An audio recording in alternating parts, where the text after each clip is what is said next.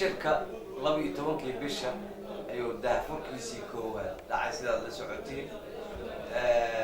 أنا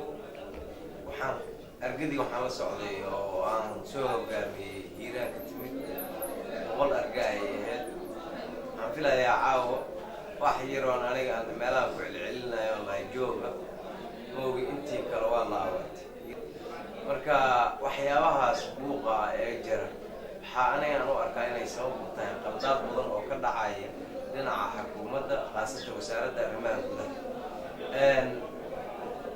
nidaamka federaalka shacabka ayaga la rabaa inay wax dhistaan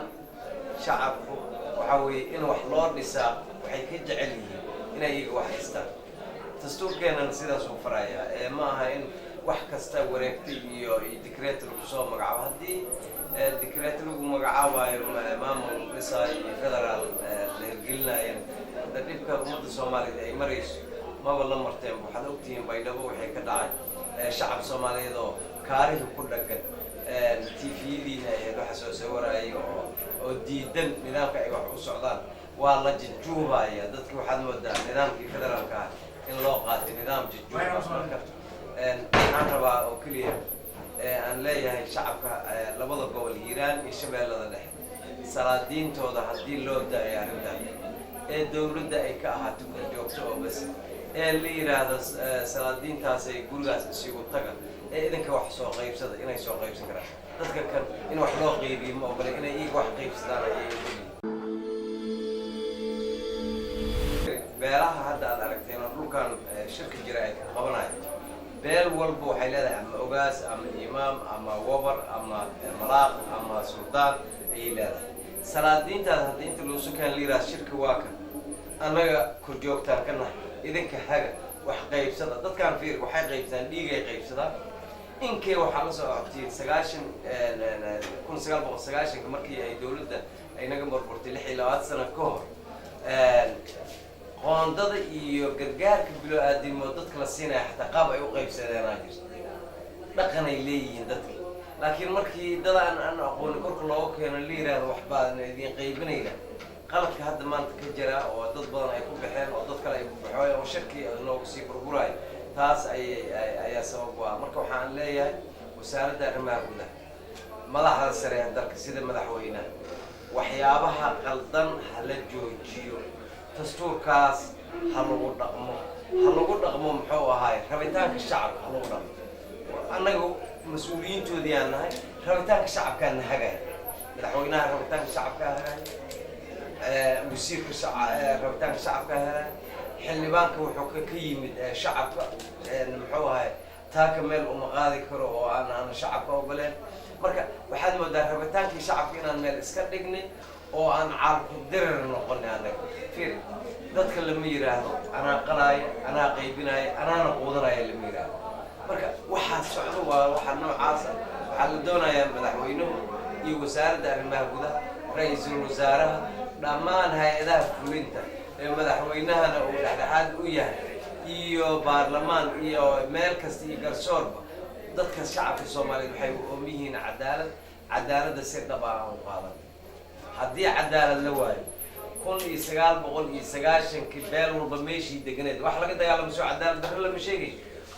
beel walba meeshii ay joogtaa beel ka raysay mar dadka kan waa walaalo waa aysan qaab ay wax u qaybsanaan jirta dhulka waa loo kala badnaan karaa deegaanka waa loo kala badnaan karaa laakiin in la yiraahdo anaa mididayda wax kala jiray qaadanaysa dawladda waxa laga dareemayaa markii for example guddigii farsamada markii ay wasiiradii saxiixiyaalka ay wax qaybin waayeen waxay ahayd in xildhibaanada looma keenin waxaa lala aaday muxuu ahay qaanada hoose in la geliyo waa la aamusay hal mar haddana ay wax soo bixiyeen waxay yiraahdeen waa waxaan maanta buuq okay maxaa diiday wasiirka markuu wax qaybin waayo inuu yiraahdo xildhibaan oo igala wareeg arrinta ana dadkii igo shacab soo doorteen maxaa diiday haddii xildhibaanku wax qaybin waayo inuu yiraahdo war ogaas hebel iyo imaam hebel iyo malaaq hebel iyo suldaan hebel hal loo yeeray dadkan wax u qaybiyaan maxaa diiday maxaa keenay in sakiinta wax lagu kala gooyo oo dadkii ay kala irdhoobaan oo wasiirada ruuxoodii ay sumad ku dhacdo oo la yiraahdo wasiir hebel qabiil hebel ula jira sida maanta socoto xalka kaliya ee hadda maanta la rajayn karo inuu madaxweynuhu arrintaas soo farageliyo odayaashii dhaqanka u yeero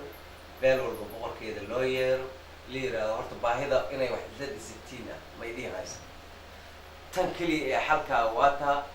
ilaa iyo hadda waxa aan leeyahay oo aan ku taaganahay aniga war shirka waa burburi rabaa la badbaadiyo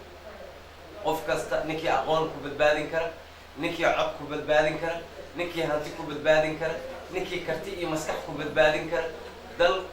maamulkii in la dhisay la rabay ee johor gogoshiisa loogu baaqay ee aniga boqolka muxuu ahaay argada aan ka keenay beledweyne oo madaxweynihii rabitaankiisii iyo wasaaradda aan ku keenay aniga iyo guddoomiyaha gobol shirki waa burburo ee caawa ciddii la rabay dadka inay matasho ma joogto ma aqaan aniga wasaaraddu waxyaabaha ay xeerinayso ma aqaan waxay ku kala tageen sida ay wax u qeybisay wasaaradda waxay ku kala tageen quursi iyo qabweyni wax la yiraahdo qabweynadana Soomaaliya uma fiicno markii adiga aan iskaala weynaado waxa weeye aniga sidaad wahay gooyin kartaa aad iiga gooyin marka qabweynada hala iska dhaafo shirkaan hala badbaadiyo dadku waa kala tagayaan shacabku waxaan u baaqayaa inay wax wada dhistaan isla jirkooda faa'iida waxaan ishurayna waa iyaga dhul baa isugu darsan xoolaa isugu darsan beer baa isugu darsan dad walaalo ah waaye hiiraan iyo shabeellada dhexe dadka degan xagga iyo xagga way degaan waad ogtihiin haloo kala badnaado laakiin labada dhinacba way degaan beelaha maanta wax dhisanaya dhinac walba way degaan marka shirka kan odayaasha dhaqanka ha badbaadiyaan ma dawladda federaalka ana faragelinta xad dhaafka ha joojiso qabweynada ku jirta wasiirada iyo muxuu ahay dadka wax dhisaya iyo dadka wasaarada ka socdaan la leeyahay ha joojiyaan qof walba garabka ha loo laalaadiyo taasaa wax lagu gaari karaa